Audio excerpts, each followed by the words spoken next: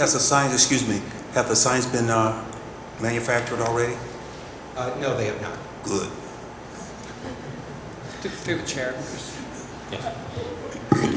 I read in your planning commission report that the cost of opaquing would significantly increase the sign. What is that cost of opaquing? I don't have an exact number for that, and I'm not myself aware of the exact process that they go through, but I know it's essentially fabricating a sign face that would allow for being illuminated from behind and then adding another process to it. My understanding is that process can add about 25 to 30% of the cost per sign face.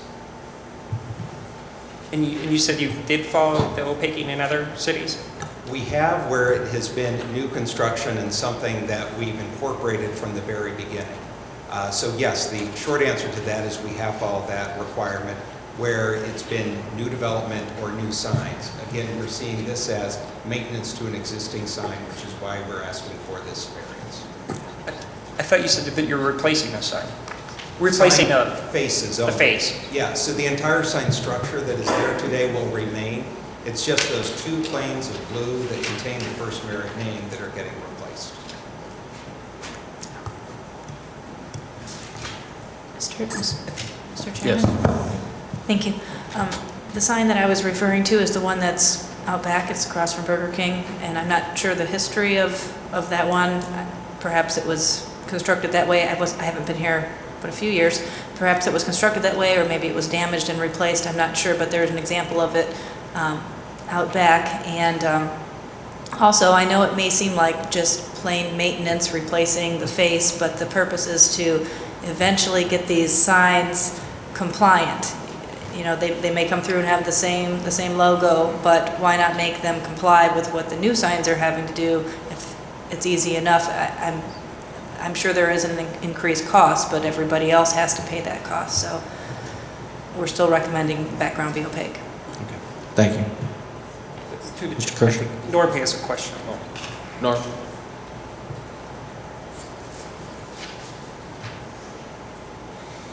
Norm Faley, 914 Howard Street.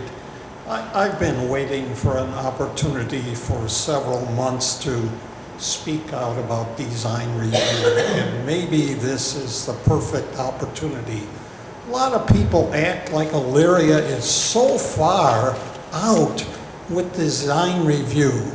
In truth, Elyria's design review is kind of nothing compared to what most modern day communities have. It's pretty easy to comply with design review in Elyria, and everybody exaggerates how difficult this is. It's time to get with the rest of the world. I was so glad this gentleman said many communities are requiring this. And if you as a council keep watering down this stuff, all you're doing is falling further and further behind what modern day communities are doing. Elyria's design review is practically nothing compared to what's going on in the rest of the world. Thank you, and I'm sorry if I offend anybody. Any other questions by any committee members? Okay. Mr. Tanner.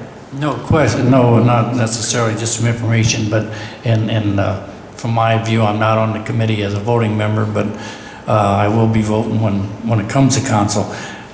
This is in the first ward, my ward, and I see nothing wrong with this sign. Are you going to leave the ATM off of it as well? No, the ATM will remain. Yeah, I was wondering. I didn't think you wanted to get rid of that. But the sign, other than that, looks like the same sign to me, and it looks all right and clean and bright, and it'll look all right. And I like to see it, the committee okay it, and get this sign up, and don't go through another. I don't want to go through another crazy max, you know, and do it and get it over with. Thanks. Thank you. Through the chair. Mr. Kershaw. You know, they don't mean, they meet other city requirements. You know what I mean? This is signs not built. This is not like Crazy Max. If we vote against this, we're going against all design review. So if we're going to vote on this, you might as well say, no design review guidelines at all. And I think this is within the guidelines, it's not built, and I don't think, I'd like to, maybe we should table this, and if the figures, if it says 25% more, but I'd like to see actual figures, and I'd just like to see it conform to the design review, because the whole design review is to make the city of Elyria a better place to live, and if you want to see bad signs, just drive around some cities, and there's some really ugly signs out there. So, I mean, then, you know, we, city council, or maybe I, or whatever, get caught as a bad guy, as, say, not approving certain things, but this is really standing behind design review. So this isn't built yet. They do it in other cities, and the city's asking that the back of the blue would stay dark and the white letters would pop out. Is that correct, Angie? So that's what they're looking for. So, and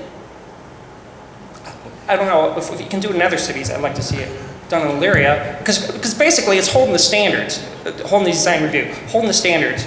Because I've lived here my whole life and it has improved. Remember the Zers sign out there, that big huge thing, and the height requirements. It's very important. So, and we shouldn't be. These shouldn't be coming to community development. I mean, the signs should be doing what the planning commission asks. So. Okay.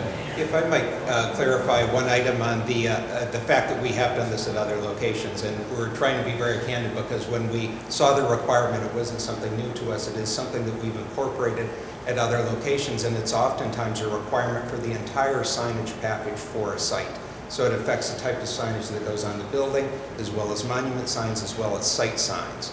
The reason why we were requesting the variance here is because this requirement has been presented to us at other locations, and when it's been an existing sign, some communities have considered that grandfathered in.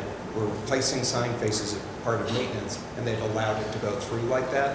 And that is why we felt that this was a similar request. We're not trying to say that we think that the requirement is not appropriate for new construction, for new signs. We're taking the approach that this is an existing sign. The faces are there today.